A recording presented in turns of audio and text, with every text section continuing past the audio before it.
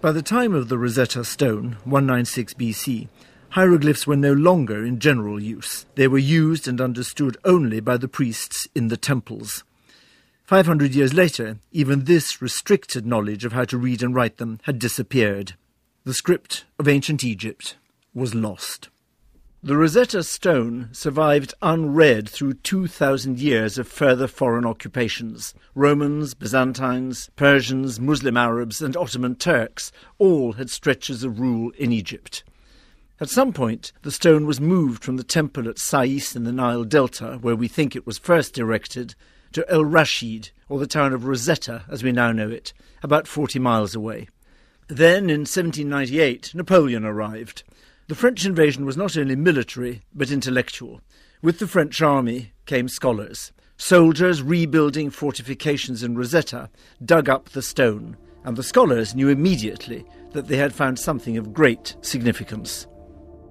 The French took the stone as a cultural trophy of war, but it never made it back to Paris.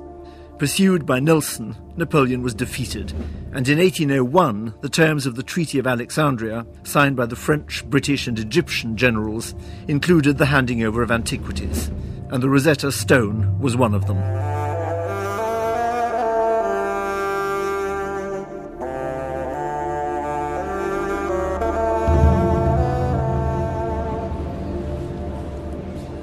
Most books will tell you that there are 3 languages on the Rosetta Stone, but if you look on the broken side, you can see that in fact there are 4, because there, stencilled on in English, you can read "Captured by the British Army in 1801, presented by King George III."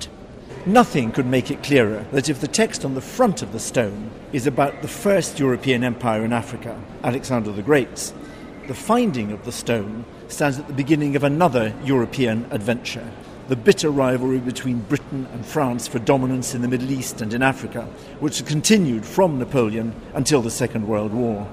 We asked the Egyptian writer Adaf Suef for her view of this history. So this stone so makes me think of how often Egypt has been the theatre of other people's battles. It's one of the earliest objects through which you can trace Western colonial interest in Egypt, because of course it was found by the French in the context of Napoleon's invasion of the country, and then appropriated by the British when they defeated him. And the French and the British argued over it, but no one seems to have considered that it belonged to neither of them. But Egypt's foreign rulers, from the Romans to the Turks to the British, have always made free with Egypt's heritage. Egypt, for 2,000 years, had foreign rulers. And in 52, much was made of the fact that Nasser was the first Egyptian ruler since the pharaohs. And I guess we've had 2 more since, although with varying results.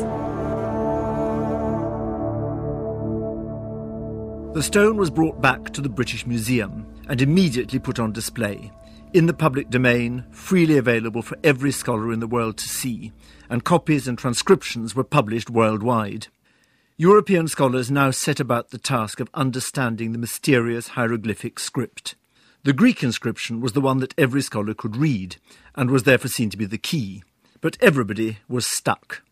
A brilliant English physicist and polymath, Thomas Young, correctly worked out that a group of hieroglyphs, repeated several times on the Rosetta Stone, wrote the sounds of a royal name, that of Ptolemy. It was a crucial first step. But Young hadn't quite cracked the code. A French scholar, Jean-François Champollion, then realised that not only the symbols for Ptolemy, but all the hieroglyphs were both pictorial and phonetic. They recorded the sound of the Egyptian language. For example, on the last line of the hieroglyphic text on the stone, 3 signs spell out the sounds of the word for stone slab in Egyptian, ahai, and then a 4th sign gives a picture showing the stone as it would originally have looked, a square slab with a rounded top. So sound and picture work together. By 1822, Champollion had finally worked the whole thing out. From now on, the world could put words to the great objects, the statues and the monuments, the mummies and the papyri of ancient Egyptian civilization. By the time of the Rosetta Stone, Egypt had already been under Greek rule for over 100 years, and the Ptolemies dynasty would last for another 150. The dynasty ended infamously with the reign of Cleopatra VII. the Cleopatra, who beguiled and seduced both Julius Caesar and Mark Antony. But with the death of Antony and Cleopatra, Egypt was conquered by Augustus, whose image I'll be talking about later this week, and the Egypt of the Ptolemies became part of the Roman Empire. In the next programme, I'll be in Rome's great contemporary, China, looking at how the Han dynasty operated a superstate and expanded their frontiers while keeping close control over every aspect of society. All this through a lacquer cup.